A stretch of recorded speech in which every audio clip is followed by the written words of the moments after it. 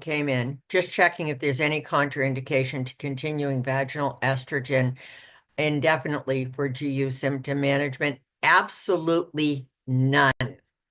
And I've had patients, many like old, maybe 70s, 80s, beyond, who have used it. Now, that said, what you want to do is do the lower dose, like I had mentioned. And once the symptoms of GSM have been under control, just make sure you do switch over to the twice a week, because usually that is perfectly adequate. Absolutely perfectly adequate. So thank you for that question. And if you have anybody in your practice go, no, that does not sound like a good idea. The citations, Sanford Guide recognizes that for UTI prevention. Beers criteria says it's okay. So we've got not only North American Menopause saying, yeah, do this, particularly for UTI prevention, just particularly for that. We've got a lot of other organizations having that. And I remember one woman who I started on periurethral estrogen when she was, excuse me, well into her 70s. And she had that constant urethral burning, constant. And it was, but no urinary frequency, no UTI, that type of thing. And she had been treated a number of times for, quote, UTIs because it burned when she peed, even with negative urine cultures. And so she was exposed to a bunch of antibiotics that could have led her to carrying an antibiotic resistant organism, all that kind of stuff. And I put her on the periurethral estrogen. Now, why didn't we bother with vaginal estrogen on her? She clearly had GSM by exam, lack of rugation in the vagina, thinning tissue, the whole 9 yards. She did not have any vaginal symptoms. She also did not have a sex partner and was having she said, I don't need the vaginal stuff. I just don't. Plus, she had some mobility issues, so she had pretty arthritic hands. She had worked in a factory for many years. So the idea of using the vaginal cream, which is usually what I prescribe because it's the least cost option, the vaginal cream would have been really hard on her. But taking a big dab of vaginal cream and rubbing it around her urethra, she was fine doing that. And she said later on, she said, it's so wonderful to be relieved of that feeling that there's something down there burning all the time. And, there's no need for somebody to suffer like that. And just to throw another comment in there, what you can end up with is well-meaning providers treating women like that over and over and over again for UTIs, antimicrobial resistance, and maybe what the woman actually has is asymptomatic bacteria plus GSM. And you've taken care of two things, and you're going to avoid the issues with antibiotic exposure. All right. So with that in mind, let's get going and go on to the next program on pharmacokinetics, pharmacodynamics, and getting back to basics in choosing and prescribing medications. I have been privileged to teach pharmacology to graduate students and new NPs and seasoned providers and family practice residents now for about 35 years. And one of my favorite topics to talk about is pharmacokinetics and pharmacodynamics. The other part that I just need to say is the following. What ends up happening is throughout our education, we all took pharmacology before we really realized how much we needed pharmacology, right? Yeah. because in NP education, you do the 3 Ps, patho, pharm, and physical assessment before you really do your clinical courses. And so I know when I was teaching full time and I had students in front of me, every now and again I would get a student who had made it into the clinical courses before taking pharmacology. That it was just the way the program was set up. And they'd be sitting there in class going, more, more, more, more, more, more, more. This is unbelievable. This is exactly what I mean, what I need in teaching when I was teaching pharmacology. And then I'd get the people who were even taking pharm as a non-matriculated student, like thinking about becoming NPs. And they were like, what the heck is she even talking about? So that's one of the things we have to keep in mind. If you think that this is just a nurse practitioner thing, trust me, I have taught medical residents and I've taught medical students. And what they'll often will say to me is, can you go over something one more time? I took my pharmacology course 2 years ago, 3 years ago, last year. I don't remember any of it. So if you think it's just the NPs who are having that have issues with their pharmacology course, think again. And so part of what I do is I am an advisor to Prescriber's Letter, which is one of the best resources around for people to learn and keep up with prescribing. And then sitting on the Pharmacy and Therapeutics Committee for a major HMO has been enlightening for me as well. If you ever have the opportunity to sit on a Pharmacy and Therapeutics Committee, grab it, because we need more NP representation on these committees and the NP viewpoint, and it's been a great privilege to do that over the years. So disclosure, no real or potential conflict of interest to disclose, no off-label, experimental, or investigational use of drugs or devices will be presented. So the objectives here: identify principles of safe prescribing, identify the basic principles of drug absorption, distribution, and elimination, and with their relationship to clinical pharmacokinetics, and recall the importance of drug bioavailability, half-life, clearance, steady state, Tmax, and area under the curve in clinical practice. References will be throughout the presentation and at the end of the presentation. What are some key pharmacology principles? And first of all, what are pharmacodynamics? What are pharmacokinetics? Just so to start off with pharmacodynamics, this is the study of the biological and physiologic effects of drugs. This is what the drug does to the body, what the drug does to the disease. And this includes the drug's mechanism of action. Okay. And true or false, I'm going to let you answer this on your own because we've got a good sized group here today. It's a little bit difficult for me to call on people individually. But true or false, the pharmacodynamic profile of a medication is unchanged over the lifespan. True or false? And that's actually true. So the way a drug worked in a 1-minute-old baby is the same way it's going to work in a 101-year-old adult. Pharmacodynamics knows no age. And that's an important concept to keep in mind. Pharmacokinetics, this is the ADME mnemonic, if you like mnemonics. This is what the body does to the drug. This includes drug absorption through the skin, the lungs. The most common place drugs are absorbed, the GI tract and parenteral.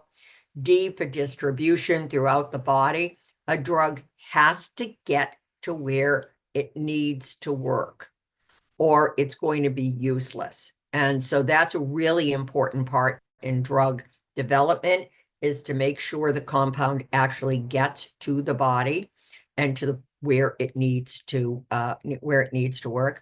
Metabolism, the more contemporary term for metabolism, although you'll still hear the word metabolism used, is to use the term drug biotransformation, where the drug is changed from one form to another. And this happens, most drug biotransformation occurs in the liver, can also include the GI tract and others, and then E for elimination through the kidney, the GI tract, and others. Most drugs are eliminated through processes through the kidney. But what the body has to do is get it into a formation where the body can get rid of it easily. So pharmacokinetics, true or false? Age and gender significantly impacts a medication's pharmacokinetics, true or false? And that is true. So pharmacokinetics all over the place across the lifespan. And by the way, that adorable little picture is one of my grandkids. She's a senior in high school now, so I'm sure she might have an opinion on it. I don't think she'd have an opinion on me using this, but she's as sweet now as she was when she was that precious little baby. All right, so Fick's laws. Ooh, here we're getting into pharmacology laws. And Fick's laws refers to how drugs move from point of ingestion to point of action. And it pretty much simply refers of the tendency for molecules to move from a direction of higher to one of lower concentration, usually by random molecular motion. And it most often occurs across a membrane or other permeable barrier. So what are some examples of these permeable membranes where drugs can get across? It can include a blood-brain barrier.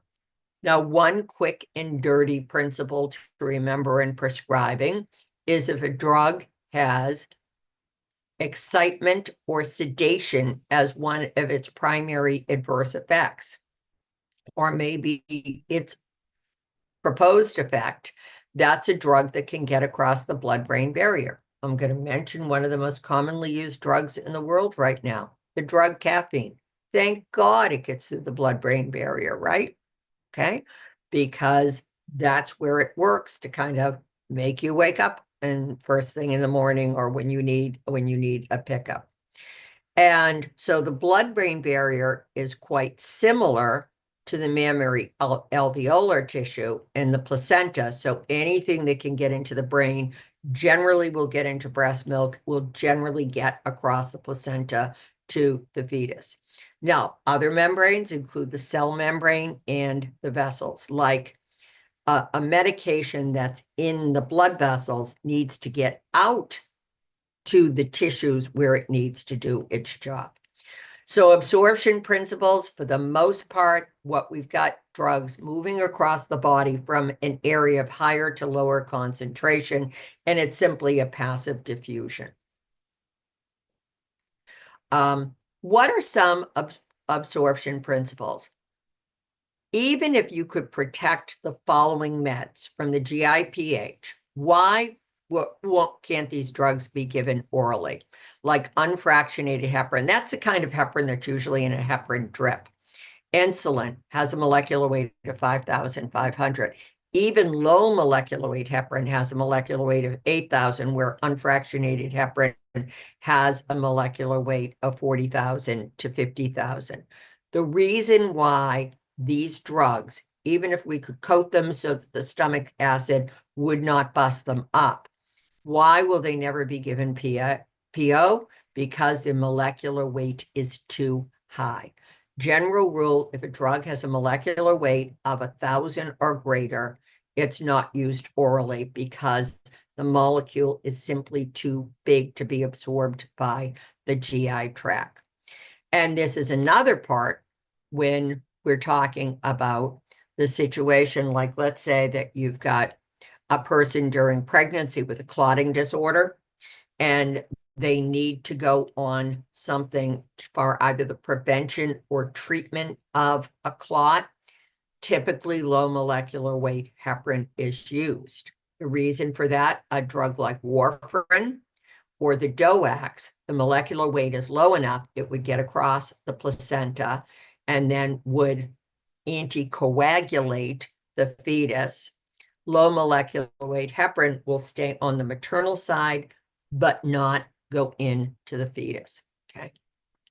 And so when you look at a product like this, what do we know? We know vancomycin is used extensively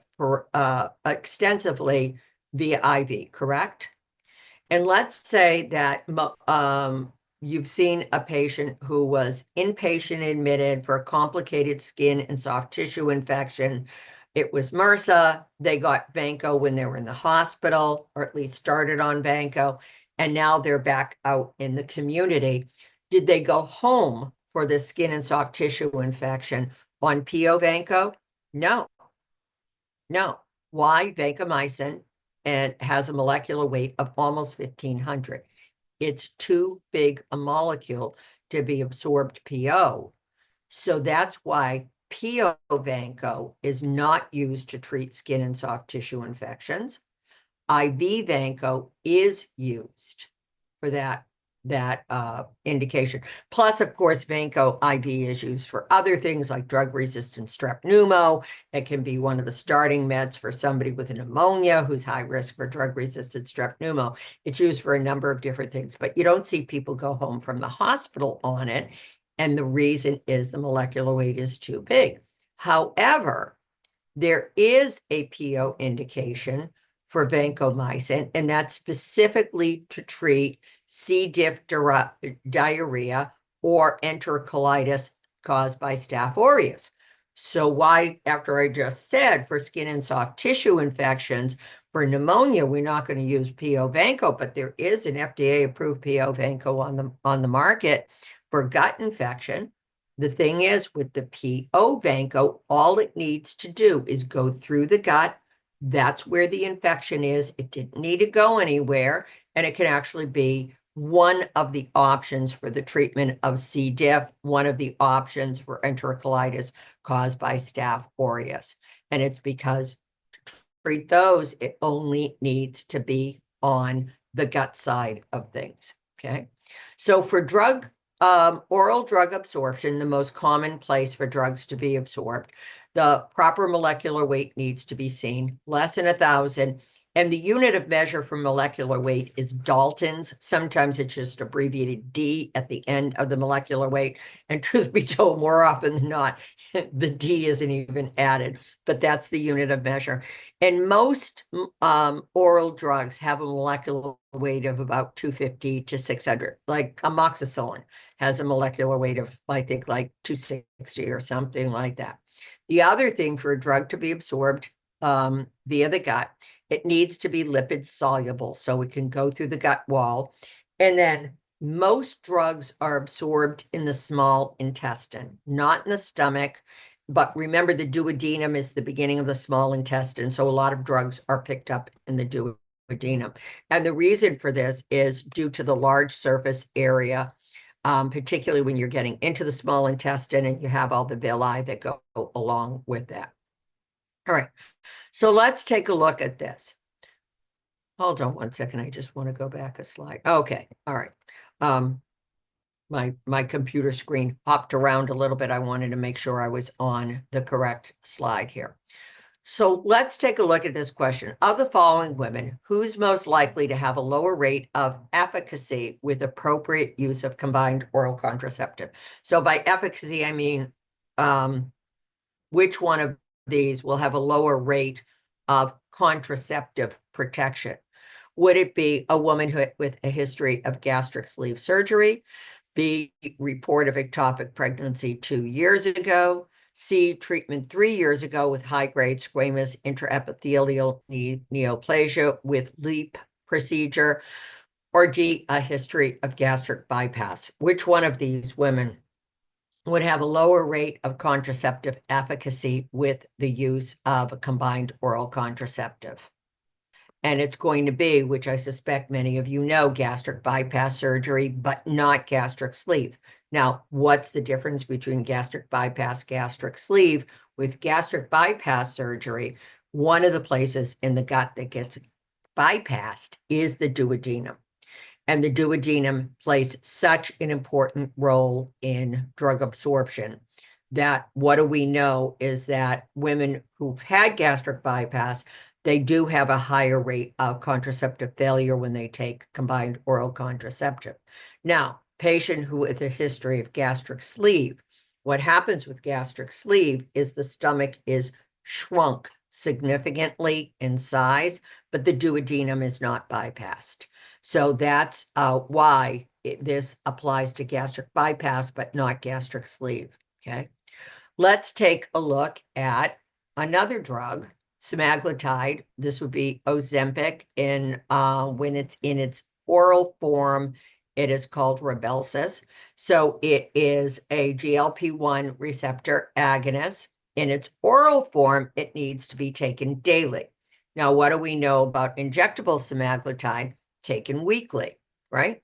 So right there, when you see a drug that when taken PO, it needs to be taken frequently. When it's injectable, it doesn't need to be used as often. And so orally with Rybelsus for the treatment of type 2 diabetes, yeah, you have to take it every day. The molecular weight is greater than 4,000. So what did I just say? I just said if it has a molecular drug has a molecular weight of greater than 4,000, it's not absorbed well by the gut. But what happens with Rybelsus form of semaglutide, it is formulated with a booster, an absorption booster, and that is why it can be taken PO. But if you've ever prescribed oral semaglutide, you realize there's a lot of titrating up the dose. The dose is pretty high. It doesn't mean it's not tolerated. People can tolerate the Rybelsus form of semaglutide fine and dandy. And it is a great option if people do not want to do an injectable drug. It does come with the caveat that the maximized oral dose will bring down the A1C by about 1 to 1.3%. The injectable dose also often will bring it down by 1 to 2%. So it looks like the injectable drug is more potent, but that is because it does have this big molecular weight.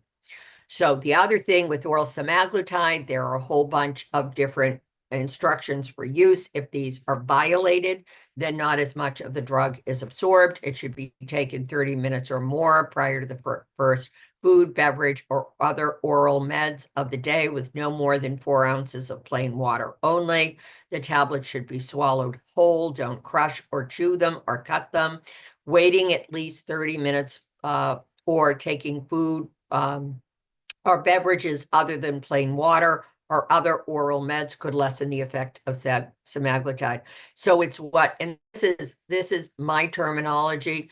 The oral semaglutide is what I call a fussy drug. There are a lot of instructions that the patient has to follow to be able to take it. So it can be taken, but this is why it violates that rule that any drug with a molecular weight of greater than 1,000 can't be taken orally. Now, what about the AUC, the area under the curve? That's the area under the plot of the drug plasma concentration against time for a single dose of drug administration. So what I've given you here in this slide are 2 images. And what you're going to have to do is trust me on this one, but the area under the curve, which is that's why we all took geometry sometime or another in our lives. You could calculate this out, and the purple area under the curve and the orange area under the curve, the area under that curve is identical for both of them, right? And so let me give you an example of how AUC can pan out. Let's say that this is a medication for the treatment of pain control, okay? Could just be an over-the-counter med, could be what a prescription med. So it's a med for pain control. General rule, when you're talking about a medication that you're prescribing to help somebody manage an acute symptom like pain, what you want is a drug that kicks in quickly, goes to maximum concentration, and then is appropriately eliminated over time. Because when you get to that maximum concentration, that's generally where the med is working the most, right? So let's take a look at this. This is a mythical med for pain control. We've got an 18-year-old with a badly sprained ankle. Again, mythical pain med control. We've all seen that ankle and you go, oh, glad it's not my ankle. So this poor soul, you're going to get appropriate orthopedic intervention, boot the kid, whatever it is. But this kid is miserable with a great big capital M now. And you give a dose of mythical pain control med that I just made up. And the 18-year-old has the area under the curve that's in orange. In other words, it kicks in really quickly. You advise the kid to ice the ankle, get off of it. If you have to get up, use the bathroom, use a boot. So even like 6 hours later, this kid with the acutely sprained ankle has ways of managing the pain above and beyond the pain medicine. The pain medicine kicked in really quickly, but then the orange AUC, the body gets rid of it quickly because this is an 18-year-old with beautiful kidneys and beautiful liver, and we'll just kick that drug out in no time, okay? The purple AUC is a healthy 75-year-old who's got decent renal function. Like, let's make this a healthy 70-whatever-year-old whose GFR is in the high 60s, so no CKD, decent hepatic function, takes the exact same pain medication. And what do you see? It took a long time to kick in. The peak did not get nearly as high as it did in the 18-year-old, and it took a long time to offload. So the 18-year-old might be telling you this pain medicine worked brilliantly, and the older adult tells you it helped, but it took a long time to kick in. And then it hung around for a longer period of time. And this is one reason why we sometimes have dosing recommendation and interval of use recommendation for different medications that are sometimes predicated on how old the person is. It doesn't happen all that often, but it does happen on occasion. So what are some other pharmacologic terms we need to keep in mind? Tmax is the time to maximum drug level observed. Cmax is the actual maximum concentration of a drug administered after, try that again. Cmax is the maximum or peak concentration of a drug observed after its administration. So we just saw with the AUC, that was what we were looking at with a single dose of drug. We would have Tmax and Cmax at that top of the curve there. And with what's the clinical significance of Tmax and Cmax? Typically, you get maximum drug effect. So what else do you get when a drug's at Tmax or Cmax? You get the maximum clinical effect, but also the maximum adverse effect. So that mythical pain medicine I just went over with you, let's say that it also tends to cause drowsiness. Well, when it's at Tmax/Cmax, that's when the person is going to be the drowsiest. And you know what? Above and beyond what I'm giving you for an example here with this pain medicine, something that's really helpful is if a person is on a once-a-day medication and they'll say, I don't know what's going on, but I take my medicine first thing when I get up in the morning at about 6 a.m. And then I notice at about 10 a.m. I feel, and they'll describe some weird way they feel or some off way they feel. Look up what the Tmax and the Cmax of that medication was, or the medications taken at 6 a.m. And you might find that's when the medicine is at Tmax or Cmax, and that's why they're having the adverse effect. Let's take a look at this image here, insulin pharmacokinetics. And so this is a person who is on a basal and a rapid-acting insulin, so a rapid-acting insulin like a Lispro or something like that, a basal like a glargine or a Denomir. And so when we're looking at this would be kind of an illustration of a person who's on a basal insulin plus 3 doses of rapid acting insulin with snacks, meals, whatever it would be. All right. In other words, this looks like a physiologic insulin profile in a person who does not have diabetes, because that's what the body does physiologically. 50% of our daily insulin in the absence of diabetes will be released as basal insulin, and the other 50% or so will be released in boluses according to the intake of foods, particularly carb foods. Okay. So what is going to happen when an insulin peaks, like the rapid acting peaks? You're going to get the most blood sugar lowering, but also the greatest risk of hypoglycemia. So again, that can be helpful with handling adverse effects in people who are using insulin. General rule with basal insulins, they're peakless, and so you don't get that big hypoglycemia risk with them unless, of course, a gigantic dose is being used. So remember something about insulin pharmacokinetics versus pharmacodynamics. Insulins, the different types, the rapid acting, the regular, the NPH, the basals, etc., their pharmacokinetics differ tremendously. Their pharmacodynamics are identical. So remember, in a class of drugs, pharmacodynamics are equal. All ACE inhibitors work the same way. All statins work the same way. All penicillins work the same way. But within a class, there can be pharmacodynamic differences. So here's a question on pain management. The NP in occupational health sees a 32-year-old woman with a chief complaint of dysmenorrhea. So she has dysmenorrhea right now. And what she would like is some help with managing this, because she wants to get back to work. She doesn't want to, leave work or anything along those lines, because she's like, I'm going to save my paid time off for a time when I can enjoy myself. Yeah, I've got some menstrual cramps, but let me see if you can help me out with this. So which is the best choice of naproxen, right? Would it be to prescribe plain naproxen, aka brand name naproxen, B, naproxen sodium, or Aleve or Anaprox? Anaprox is higher dose naproxen sodium in a prescription strength. Aleve, you can go to CVS, Walgreens, Walmart, wherever, and buy as much of that as you want.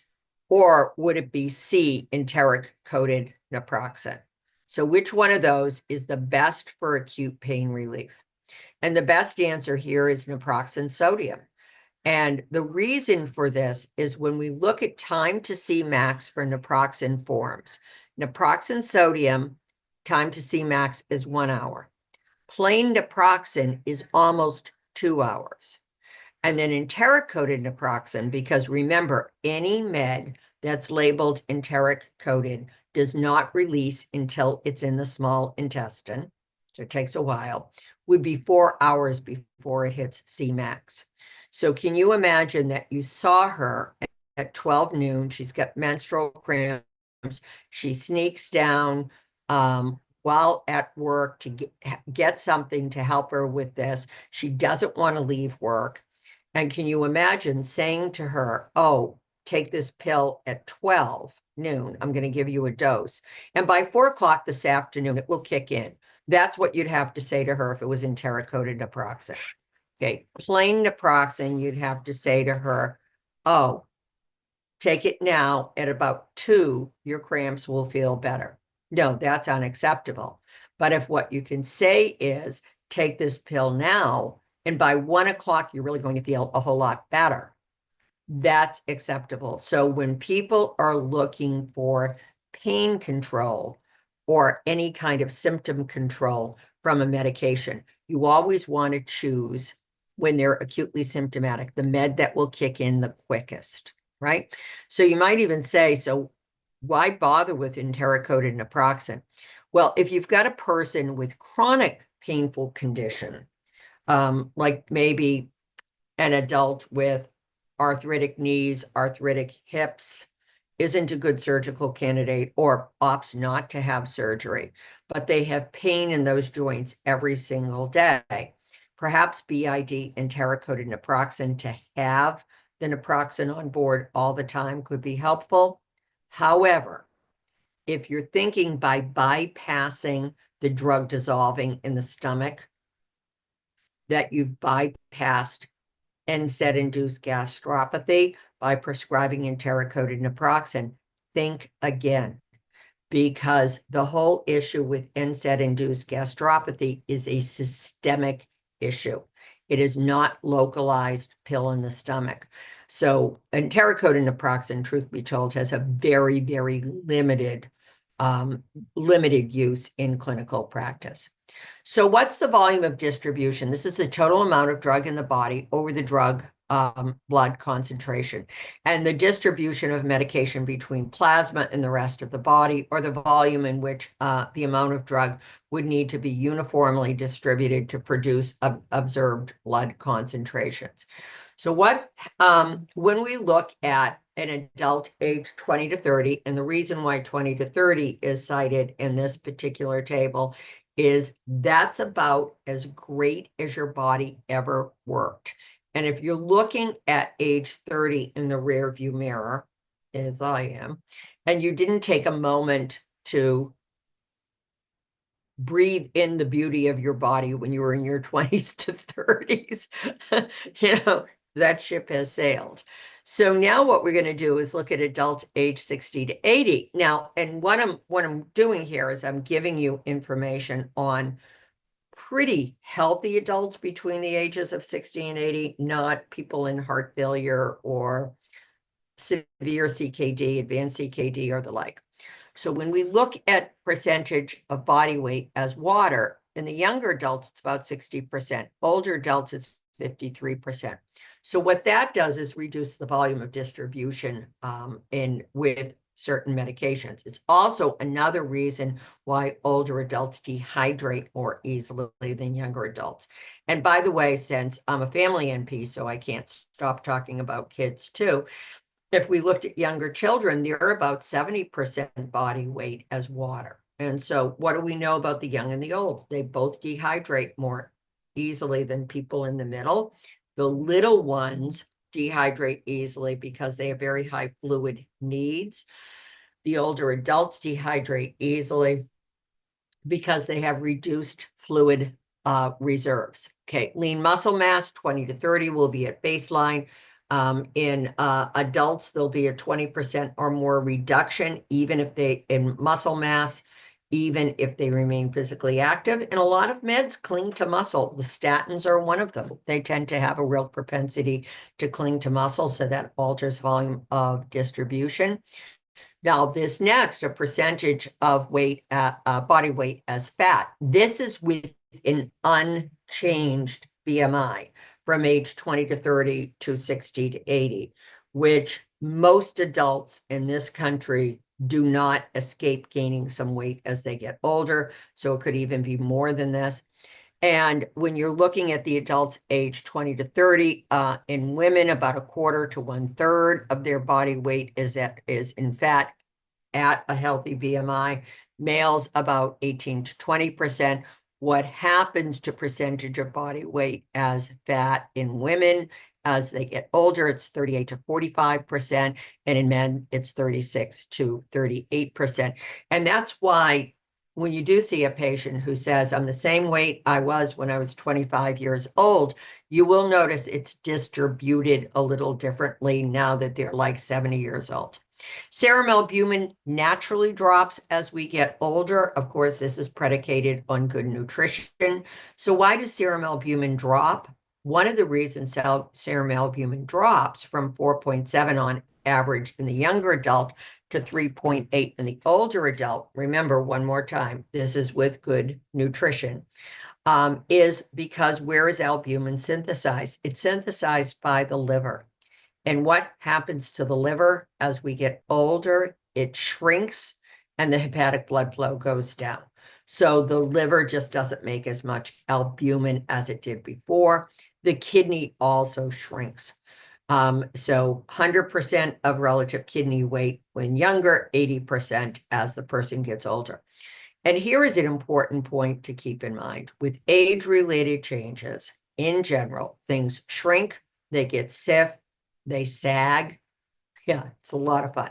But this is what we will see a lot of these changes as people get older.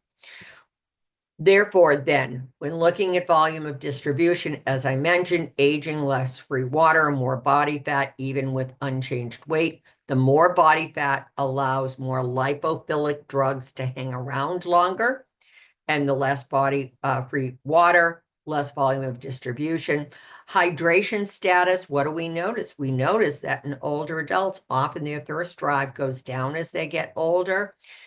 The other part is, are you dealing with an older adult who's purposely restricting fluids because if it goes in, it's got to come out? And maybe they've got wonky knees and an unstable bladder, and they're really afraid they simply can't get to the restroom quickly enough. And so less water distribution.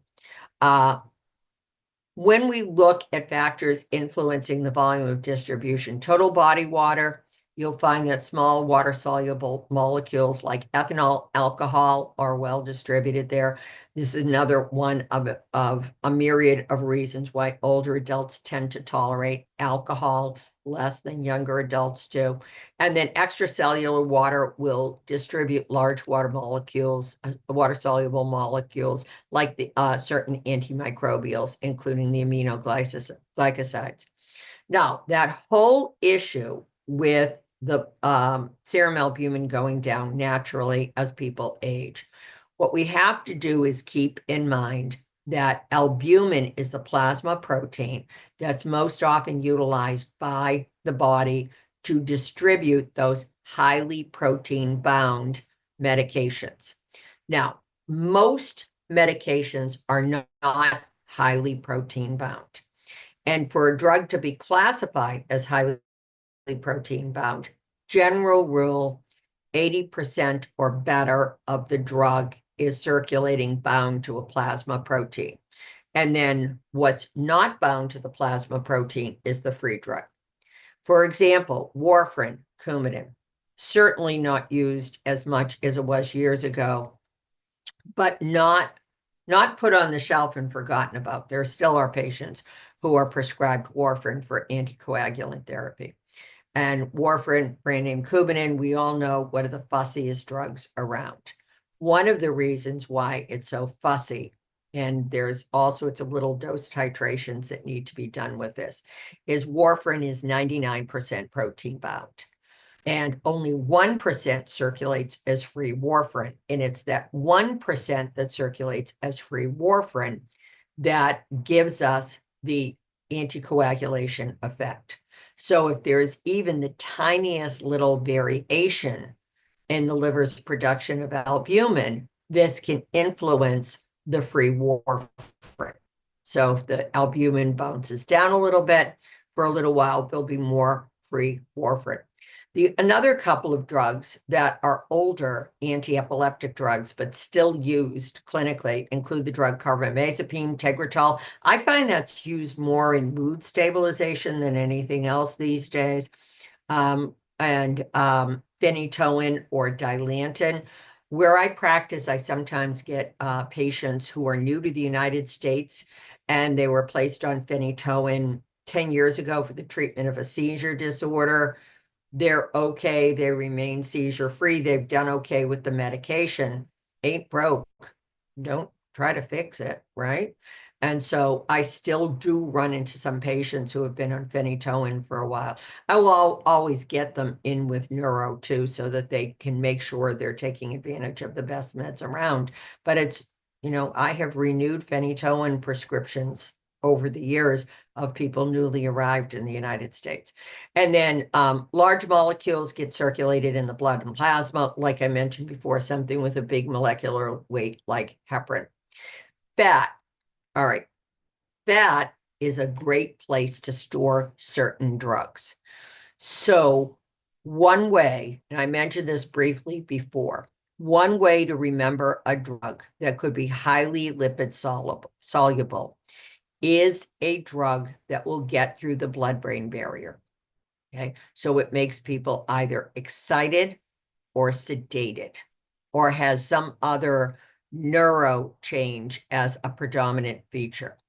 The other part is, and not all of these drugs hang around in fat for a long period of time, but think of things that will show up on toxicology for a number of days to weeks after last use, like THC, or any other substance that's found within cannabis.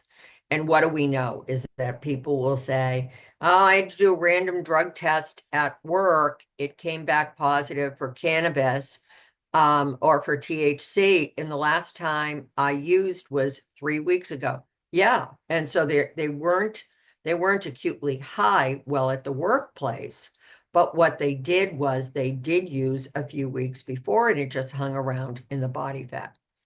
The other compartment that we often don't think about are the bones as being a place where drugs are stored. So childhood lead exposure or even adult lead exposure through ingestion or inhalation, the lead can stick around in the bones from last exposure for 20 plus years. There have been some studies done looking at women who have given birth, and the women were childhood lead poisoning survivors, and that they might have done fairly well after this because lead is a potent neurotoxin. And some studies that have been done in the offspring of women who were childhood lead poisoning survivors will show that their offspring are way, way overrepresented in needing special education services because the women can mobilize that lead out of the bone, distribute it across the placenta 20 whatever years after last lead exposure. It was just a study done that looked at the effects of leaded gasoline, which has not been sold in, I believe it's banned worldwide now. It hasn't been sold in North America in, I don't know, probably 20 whatever years. I don't know exactly how long, but it's been a long time. So those of us who grew up when leaded gasoline was the standard, and the lead was put in there to make the engine run smoother. We had a significantly higher inhaled lead burden than kids growing up now because the amount of lead in the atmosphere has gone way, way down since leaded gasoline went away.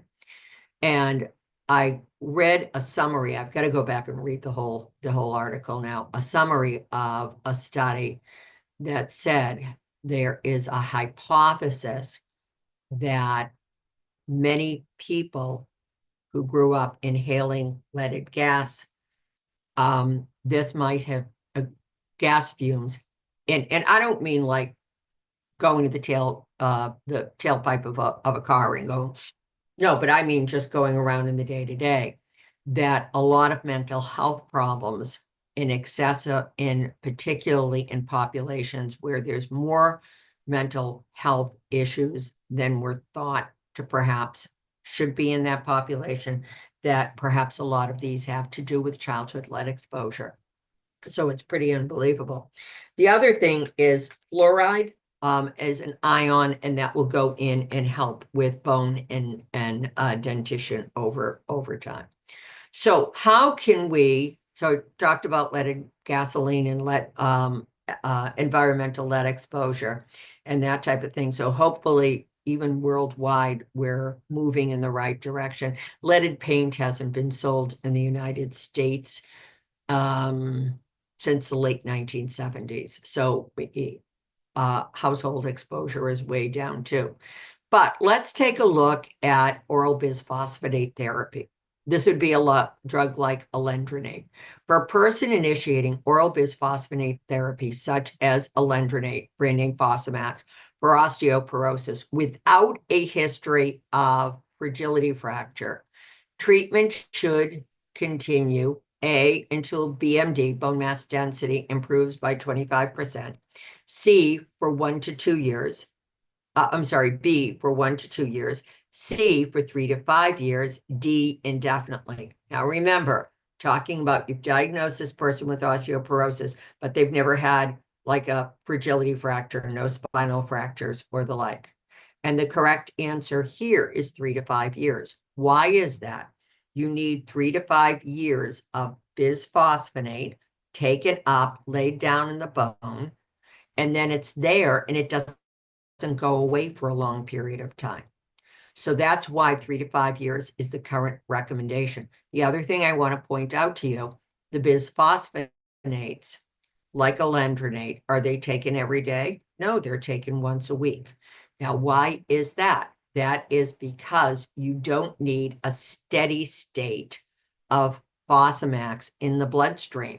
What it does is the person takes it, the body absorbs it, delivers it to the bone, and then it's sitting there. It's sitting there. You don't need like a constant therapeutic drug level of a bisphosphonate. Many of the other osteoporosis therapies as well, including some of the injectables, you'll notice that they're taken fairly infrequently. So back to lead, half-life in humans in the blood after ingestion of some lead, about 1 month. Soft tissue will be about 1 to 3 months. And then when it's laid down in the bones, it will be there for 20+ years. The other thing is, I don't want you to be misled to think that the only place in the body that, excuse me, that lead can be laid down is in the bone in the brain. It will be laid down in the kidney, the pancreas, the liver. It is bad, bad, bad stuff. So clearance, this is the volume of body fluid. Clearance is the volume of body fluid from which the chemical is completely removed by biotransformation and or excretion. For a drug to get out through the kidney, it must be water soluble, so dissolved in water. Hepatic clearance, that can take care of fat-soluble drugs, and the vast majority of drugs are offloaded by the kidney. So what do you think the body wants to do with drugs? Hang on to these foreign substances or get rid of the invader as soon as possible? The body actually wants to get rid of the invader as soon as possible. So where are the primary biotransformation sites for drugs? The liver is the big one. That's the big one. And less active but clinically important can include the GI. The kidney can even do a little bit to biotransform medications, but I would say liver is the big one. The GI tract is a very, very distant second. Okay. So right now we have male sex assignment, female sex assignment, 2 adults standing in front of me. All right. They're both 150 pounds. They're both 5'7", so they have healthy BMIs. Same. They are similar state of good health, similarly physically active, but male birth assignment, female birth assignment. Okay, that's the only difference. Who has a bigger liver? The guy. Therefore, who has more hepatic enzymes? The male. Which gender sex assignment accounts for 2/3 of all drug-induced liver toxicity? The female, smaller liver, fewer hepatic enzymes. Who has bigger kidneys? The male. Who has more body fat? The female, because we have to have more of something, right? We've got body fat, okay? And who has more lean muscle? They're identically physically fit. It's going to be the male. So therefore, this is one reason why adverse effects with meds are generally found less commonly in males than they are in females. And if you go back and look at meds that were FDA approved like 30 years ago, maybe even 20 years ago, you are not going to see a lot in the prescribing information about the difference in the drug's pharmacokinetics, male to female. And what the FDA started to do was require this a few years ago, probably within the last 10 years. So that's something to keep in mind. But for the most part, when the FDA starts requiring more information like this, what they won't do is say, okay, now every other med that's on the market, you need to do these same studies. They don't do that. So if you look at meds, particularly that have been FDA approved within the past 10 years, you're going to see more data on the following. How does the drug behave if it's an oral med in the stomach with food or not? Okay. Is that an issue? Male versus female pharmacokinetics. And if this is a med that would be anticipated to be used in kids or older adults, you're going to find something about pediatric or geriatric pharmacokinetics and use of the drug. So what the FDA requires for drug approval has really expanded quite a bit over the last few years. And by the way, I just want to say one thing with the FDA requirements. If this was a medication that was coming to market, like let's say it's an Alzheimer's type dementia med, the FDA will allow the drug manufacturer to skip the pediatric trials, okay, and pediatric pharmacokinetics, because dementia is not a disease the little squirts get, right? But obviously they'd expect enhanced look at prescribing the older adult with something like that, with a dementia drug. Conversely, if it was something that was going to be used primarily in little ones, they might get a waiver on doing the study in older adults, although there aren't a lot of meds that are used a lot in kids that then would not have an adult indication on them. All right, so the FDA came out with this advisory a few years back about zolpidem ambient dose. And so you could see the full citation there. And what it says was the FDA was now requiring recommended doses, lowering recommended doses of certain drugs containing zolpidem. So before this FDA advisory came out, 10 milligrams was the recommended max zolpidem dose. But they came back and they said, no, we should only do with the immediate release 5 milligrams in women and either 5 or 10 milligrams in men. But why is this? The guys have bigger livers, bigger kidneys. They can go all the way up to the 10 milligrams and tolerate it. Women do not. With the extended release zolpidem, you can see that it's 6.25 milligrams for a woman and either 6.25 milligrams or 12.5 milligrams for a man. Before this advisory, it was 12.5 milligrams for everybody. But remember, there is a lot more in the way of next day sedation with the use of controlled release zolpidem, and higher doses should be used with caution. All right, so let's take a look at first pass effect. And this is what's also known as pre-systemic elimination. And this is biotransformation and or excretion of an oral drug by hepatic mechanisms, and occurs prior to the drug entering the GI tract. And then the drug is transported to interact with receptors in the target tissues. So drugs absorbed via the GI tract will pass through portal venous system, then through the liver, and finally into systemic circulation. And a drug with extensive hepatic metabolism or excretion, which can also be called first pass effect, results in less of the drug delivery into circulation for certain agents. So when you hear that a drug has a high first pass effect, one way to think about this is as the drug is getting ready to go through the GI tract, it scoots through the liver picks up a bunch of it, tosses it out the door, and then lets the rest go through. So first pass effect, true or false?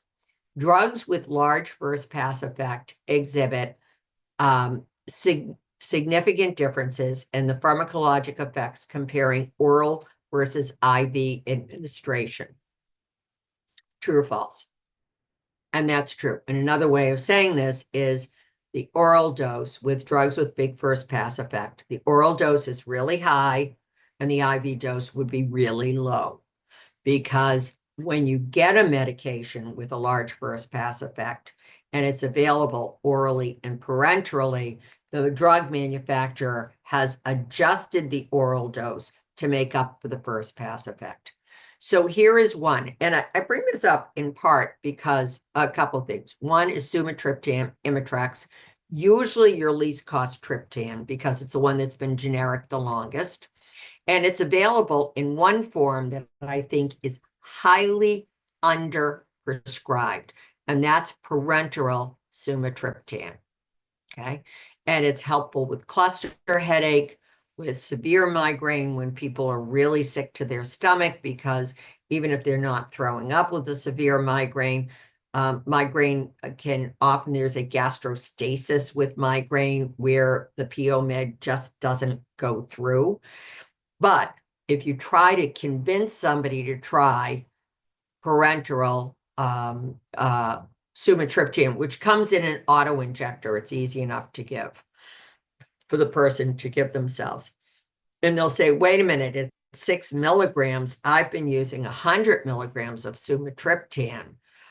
This just isn't a big enough dose. What you have to do is explain that the big dose, the oral dose, is because the liver picks up a bunch of the sumatriptan as it goes through the gut, tosses it out the door, and only a small amount gets into circulation. So that's why you only need 6 milligrams if you inject it, but you should take 100 milligrams if you take your PO, because the bioavailability of PO sumatriptan is really quite low at 14%.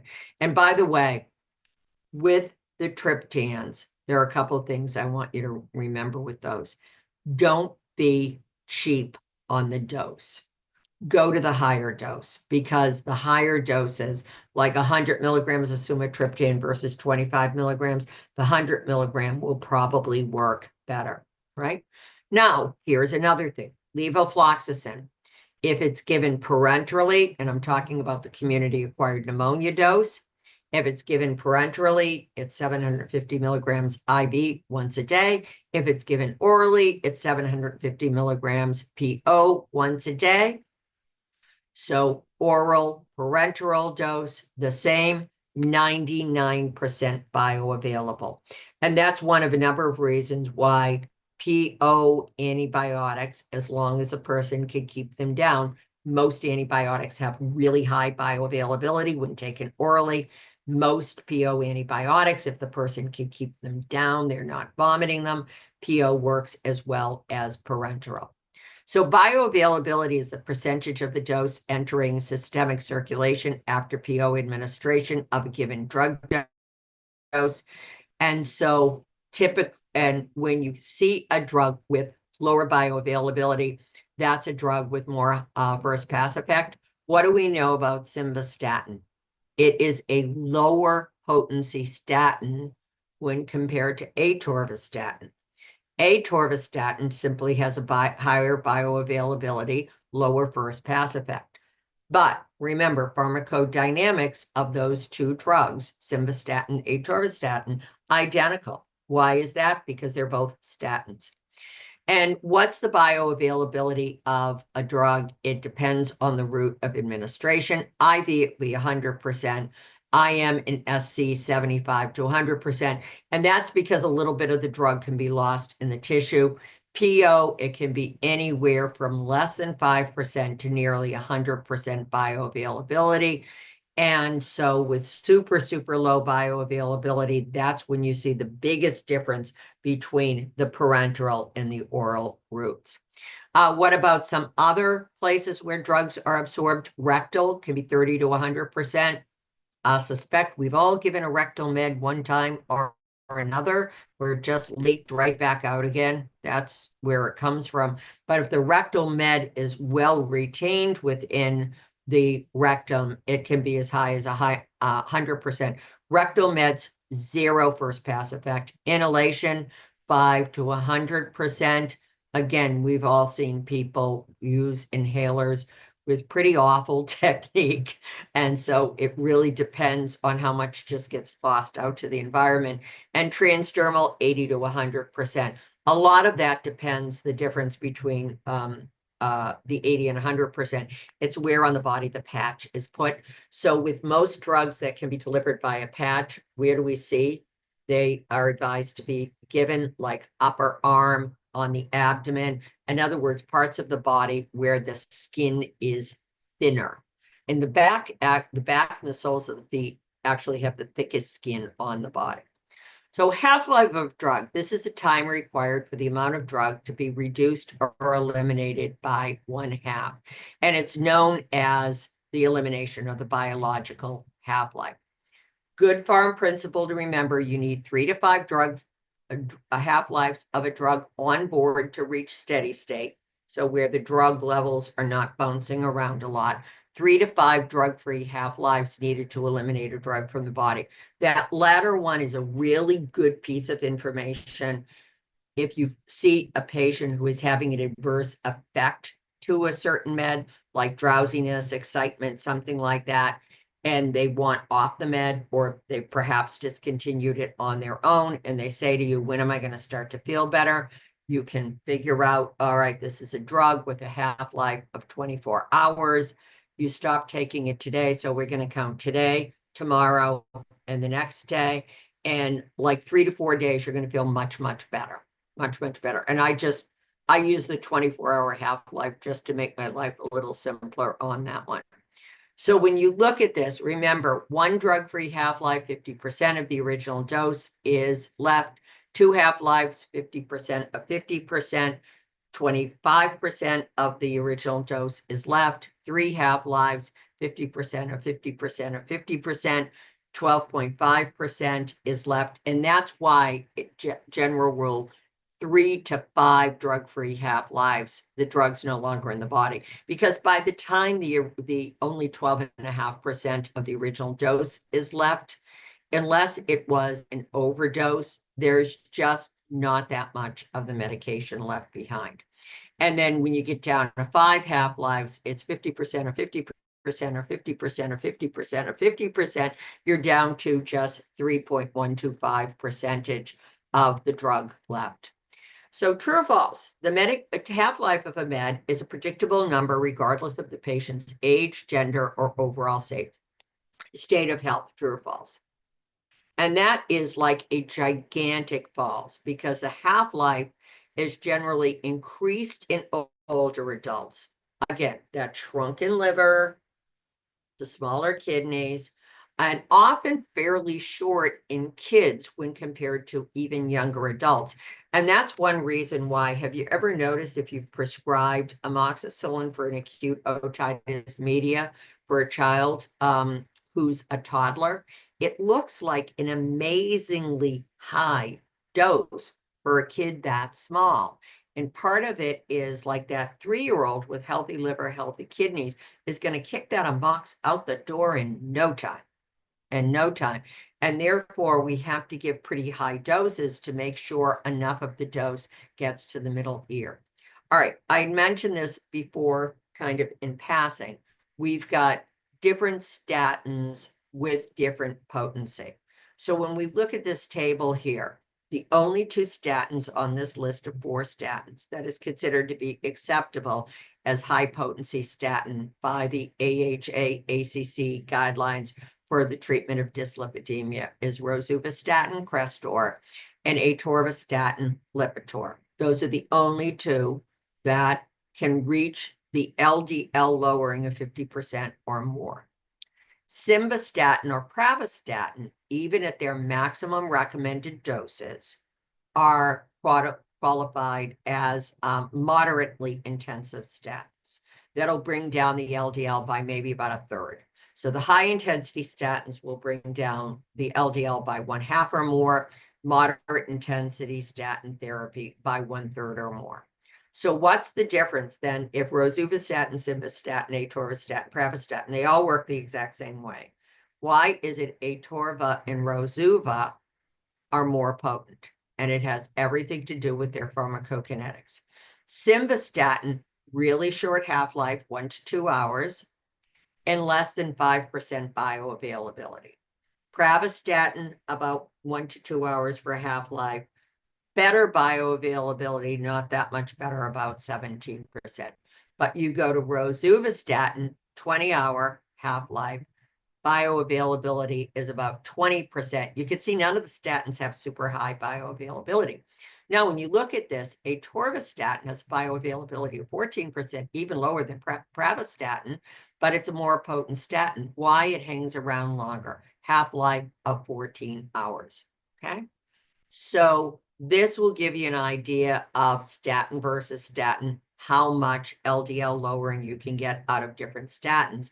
So what you could see is 20 milligrams of simvastatin or Zocor, you're going to get about 35% LDL lowering, but out of 20 milligrams of rosuvastatin, you're going to get 53% lowering. By the way, I just have to say this, is the use of 80 milligrams of simvastatin is not recommended. That's the dose most often associated with rhabdo, so don't do that. But I also want to point something out to you. Let's just take a moment and look at simvastatin. You go from 10 milligrams of simvastatin, super low, not recommended by the dyslipidemia guidelines. You're only going to get 28% LDL lowering. You double it, you go to 20 milligrams, you're going to get 35% LDL lowering. But what do you notice? You go to 40 milligrams of simvastatin, you only get 5% more LDL lowering, right? And as I just mentioned, don't go to 80 milligrams, it's too dangerous. So what you have to realize, and not like go down the Lipitor, 20 milligrams of Lipitor, you're going to get a 46% LDL lowering. 40 milligrams of Lipitor, 51% LDL lowering. Remember with the statins, doubling the dose does not double the LDL lowering. And the statins are generally a very, very, very safe class of drugs. But what you have to keep in mind is certain people will be at higher risk for statin adverse effects, like older folks, people with CKD and the like. So just kind of keep that tucked away, is that pushing the dose will probably give you more adverse effects, but not a whole lot of additional therapeutic effect. So with that in mind, when the statins first came to market, well, the statin, I should say, lovastatin, which was more than 30 years ago, the prescribing information on lovastatin was it was to be taken at bedtime or dinner, with dinner. And why was that? Because people make most of their LDL later in the day. It's part of our body's normal biorhythms for people who sleep during the night, which is most of the population. So which statins will you get best clinical effect if you take at dinner or bedtime? It's going to be the statins with the shorter half-life, like simvastatin, pravastatin, lovastatin. Which statins can be taken any time of the day? And that's going to be atorvastatin, rosuvastatin. And why is that? Because simvastatin, pravastatin, shorter half-life, LDL naturally produced in the overnight hours. And when you've got atorvastatin, rosuvastatin, they're going to hang around all day long. Those drugs hang around all day long. So, you know, when you're getting into what provides better adherence to therapy in patients, meds taken once a day, particularly early in the day, are associated with greater adherence than meds even taken once a day at bedtime. They really are. So please keep that in mind. Now, levothyroxine has a half-life of 7 days. This is Synthroid. And average for the person in the euthyroid state, longer if they're hypothyroid, shorter if they're hyperthyroid, like if they were overtreated. So 5 half-life. General rule, if we tweak a levothyroxine dose today, a Synthroid dose today, do we tell the patient, no, general rule, we say, I'll see you come back in like 6 weeks to 8 weeks to get your TSH done again. And the reason for this, I generally just say to patients, 2 months, get your TSH rechecked in 2 months. And I'll give them a lab slip when I see them after I've needed to adjust a levothyroxine dose. And the reason for that is to allow, with a bit of wiggle room, for the levothyroxine to have met steady state, because remember, it's going to take like 5 half-lives, 35 days to reach steady state, which I realize is not 2 months, but gives some wiggle room. The interesting thing is penicillin, all the penicillins, super, super short half-life. So they're out of the body 1 to 2 hours. Half-life would be 5 to 7 hours of this. So this is a good comparison of a med. With the penicillins, we're not worried about steady state. What we want is we want a spike dose of the med at the site of the infection, and then it's okay if it goes away. Okay, it is. So like even if it was something as simple as treating a strep throat, what can we do? We can even do oral penicillin BID, right? You have to do it 4 times a day, but you just need to make sure that you get enough of the dose on board and it leaves town quickly. We know that, but it is a time and concentration dependent killer. So that nice big fat dose just a couple of times a day, good enough. Levothyroxine, though, given to somebody with hypothyroidism, we do want that drug to reach steady state, don't we? Because the healthy thyroid would be producing a little bit of thyroid hormone, drip, drip, drip, drip, drip all the time. What we've got to do is try to mimic what the healthy thyroid would do. So that's why we want it at a steady state. So with levothyroxine initiation and dose change, we want to consider TSH free T4 check at about 8 weeks. And I want to make one other comment.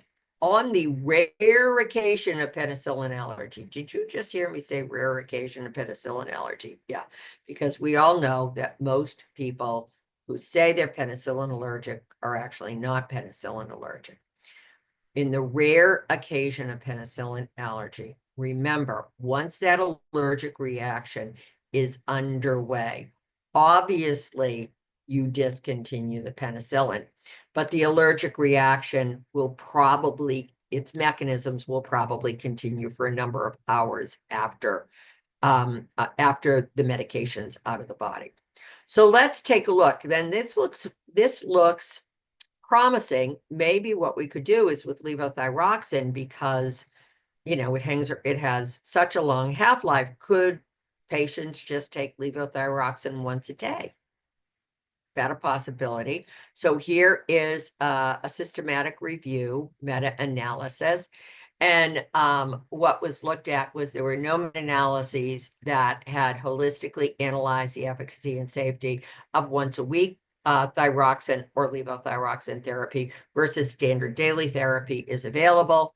And with managing primary hypothyroidism in once a week is associated with less efficient control of hypothyroidism at 6 weeks. It may be associated with super physiologic elevations of thyroid hormone levels, along with transient ECG changes in some patients for 2 to 4 hours taking post levothyroxine intake. So sounds like a good idea, but don't do it. But this is one reason why a way of managing a person with statin intolerance is aim for a weekly dose of the statin with one of the long-acting statins, but maybe only dose every other day. Some people have been noted to have fewer muscle aches when they do that, okay? So does the effect of the drug exceed the 3 to 5 drug-free half-lives? Aspirin has a half-life of 15 minutes, okay? But its effect on platelet function is every single platelet that was developed while the aspirin was on board, and that's 8 to 9 days. And the lifespan of a platelet is about 7 to 10 days. And that is why there is that advice prior to elective surgery, when at all possible, discontinue aspirin therapy for 7 to 10 days prior to the surgery, right? Now, what about triptans? Okay, they all work the exact same way. And just to kind of throw this in, remember, the triptans are a highly underutilized drug class in people with headache, and which is migraine, and they can even be helpful in tension type headache. So you might say, oh yeah, but I've prescribed triptans and people don't seem to get much clinical effect out of them.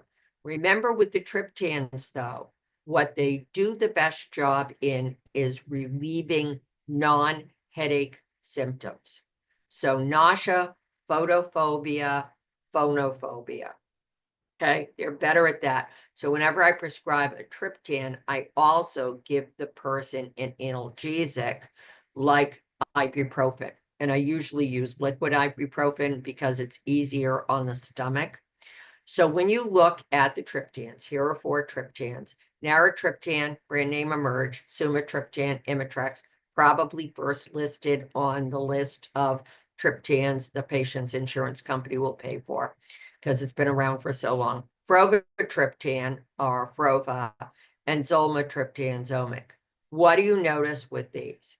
Is I'm going to go over to the right and look at the half-life with these. Naratriptan, super long half-life when compared to sumatriptan.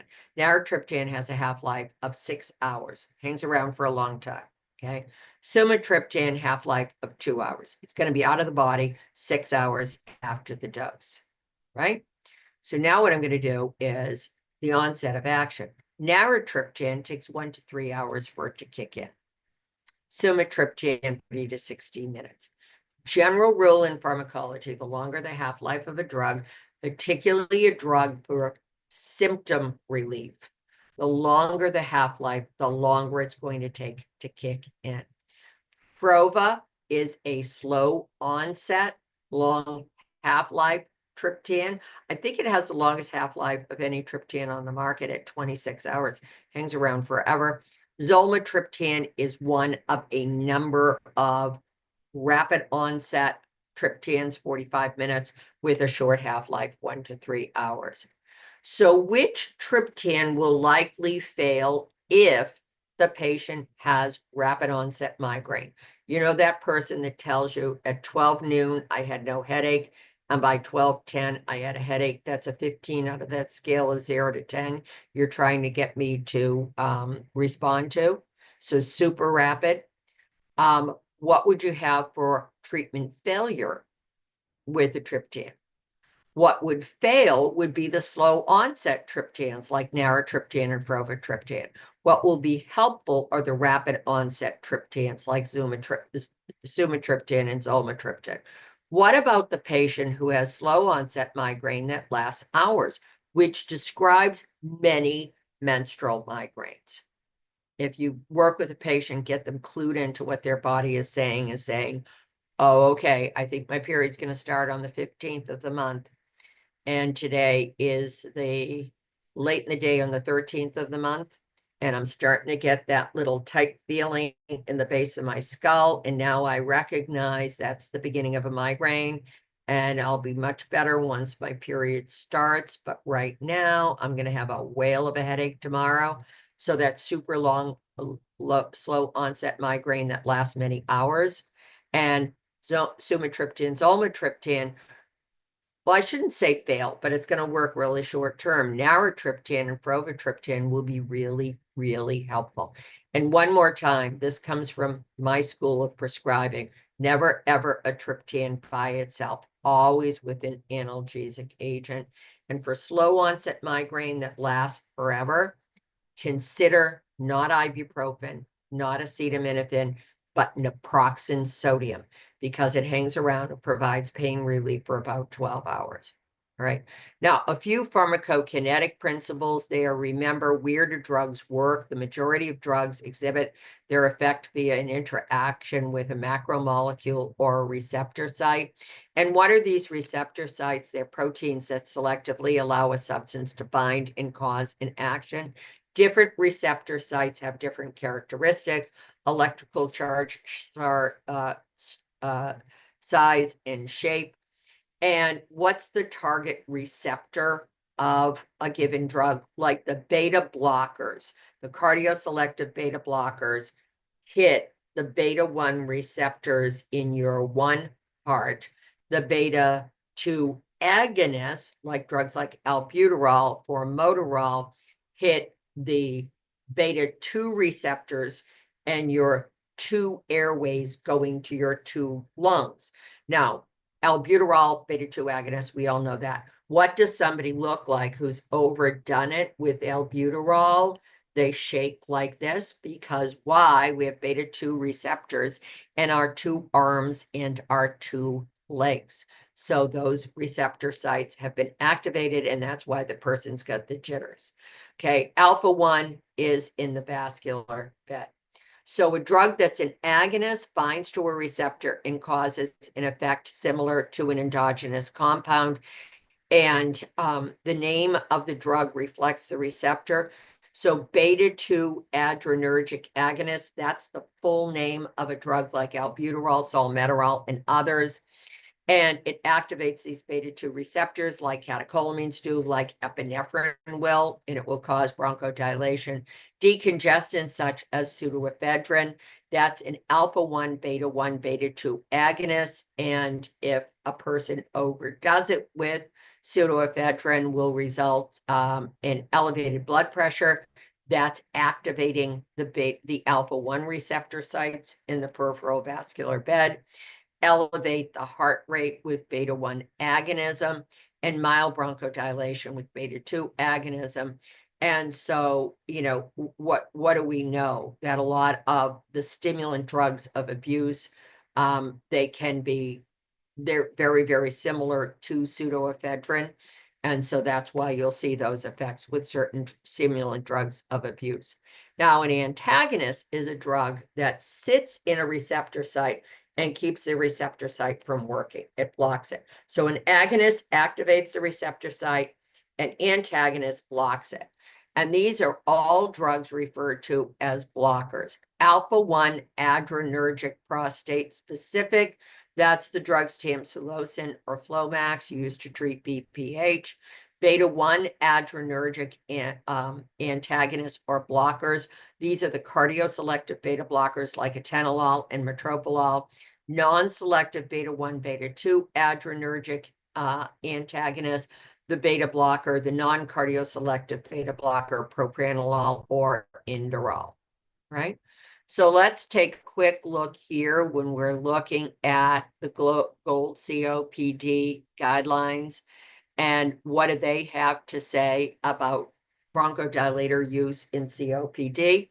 What do we all know? Nothing new here. What's the darling of the GOLD COPD guidelines and COPD care these days is using a LAMA-LABA combination. And a LAMA is a long-acting muscarinic antagonist. A drug like tiotropium bromide, Spiriva, is an example of a LAMA. There are a bunch of others. Spiriva happened to be the first one to go generic. And a LABA, an example of those long-acting beta 2 agonists, would be a drug like formoterol, salmeterol. So what you've got when you use these two drugs in concert with one another, the LAMA provides bronchodilation to the airways, so does the LABA, but two entirely different receptor sites. Okay. Plus, the LAMA has the benefit that the consistent use of a LAMA will allow for reduction in COPD exacerbation. So when we're looking at this, this is why we see that LAMA therapy is big, and even bigger than starting with either just a LABA or a LAMA is giving a LAMA plus a LABA is the big thing to do in treating people with COPD these days. So with long-acting bronchodilator use, true or false? If a LABA is added, is advise the patient to discontinue the use of timed by the clock SABA use, short-acting beta 2 agonists like albuterol. True or false?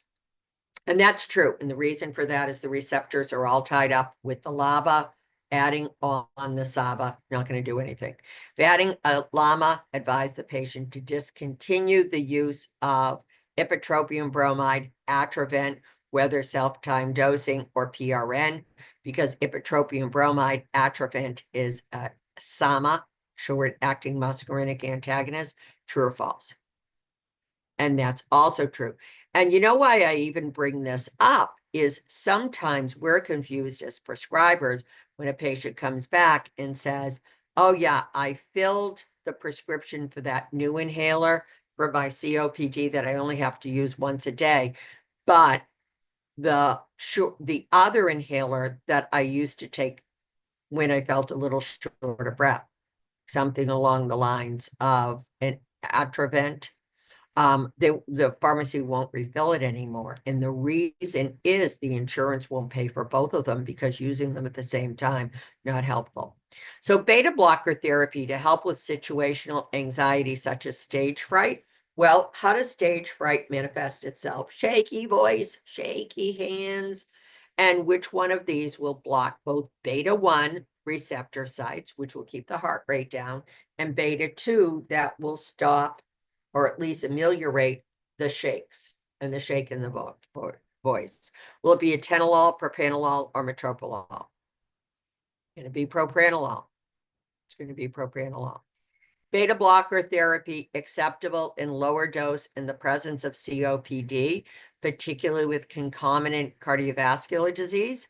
Well, what do we want to do in people with lung disease? We want to avoid blocking those beta 2 receptor sites because then the beta 2 agonist will not work, right?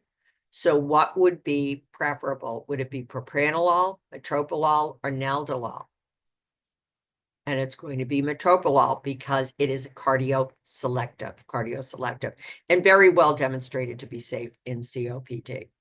So beta blockers in people with COPD and cardiovascular disease, what we want to do, and I'm giving the citation on it, it's going to reduce all-cause mortality. This is in people with established cardiovascular disease. And so you want to make sure it's a cardioselective beta blocker and not a non-selective beta blocker because that can get into airway problems too. What about carvedilol? Like an alpha 1, beta 2 blocker in COPD is with carvedilol, it's a great drug for heart failure. It's even a great drug for treating difficult to control high blood pressure, but you'll get worsening pulmonary function with carvedilol. But if you need to use it, and I would defer to cardiology on this one, using an inhaled LAMA is with a LABA, but not a LABA alone is okay because what you have now is the LAMA is blocking different receptor sites, not the beta 2 receptor sites. So pharmacodynamic drug interactions. A 28-year-old woman with migraine on a non-cardioselective beta blocker, propranolol, for headache prophylaxis is now has acute bronchitis. She was given albuterol to help with bronchospasm, and the inhaler's not doing anything. I was up all night long coughing. Well, what do we have here? The rare situation of a pharmacodynamic drug interaction. So what's happening is the propranolol has blocked her beta 2 receptor sites, and therefore the albuterol just can't do its job. That's what it is. So what would you say to her if she's coughing up a storm, or you run into somebody who's on a non-cardioselective beta blocker and they're wheezing and they clearly need bronchodilation? What's a therapeutic alternative to albuterol? Would it be A, ipratropium bromide, B, levalbuterol via nebulizer, C, salmeterol via MDI, or D, fluticasone via DPI? And it's going to be ipratropium bromide because that's going to go to the muscarinic receptor sites and nothing to the beta 2 receptor sites, so that will still help. And true or false, when propranolol is discontinued within 3 to 5 drug-free half-lives, albuterol use will once again provide bronchodilator effect. And the answer there is true because the drug will be out of the body. So in conclusion, it might, keeping in mind pharmacokinetics and pharmacodynamics of the different medications can really help you choose the most appropriate med for your patient. Okay, I think I saw a question come in. Okay, no, looks like it, I imagine that. So why don't we do this? Please remember, I'm happy to go back and answer questions on other other parts of the program I've already gone over. Why don't we do this? And it is 20 minutes of the hour now. Let's take about 45 minutes for lunch, and why don't we come back at 25 minutes after the next hour? Okay, so I'm on East Coast time. That would be 12:25. Okay. And I'm going to go off audio and off video for lunch and enjoy a little bit of free time here and see you back.